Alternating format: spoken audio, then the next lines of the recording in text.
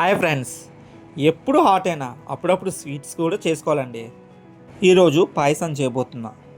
పాలు మరగబెట్టుకొని పక్కన ఉంచుకోవాలి. మరొక కళాయిలోని నెయ్యిని వేసుకొని జీడిపప్పు వేసి ఇలా బ్రౌన్ కలర్ వచ్చినంత వరకు ఫ్రై చేసుకొని పక్కన ఉంచుకోవాలి.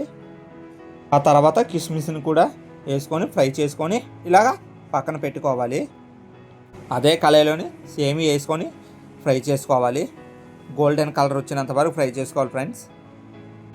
ఇలా ఫ్రై అయిపోగానే గ్లాస్ వాటర్ని వేసుకొని కలిసేలా కలుపుకోవాలి.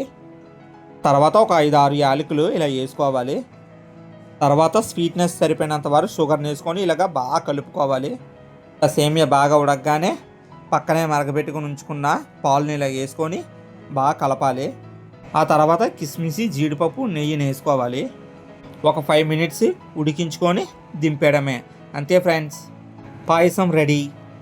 Love you all, bye.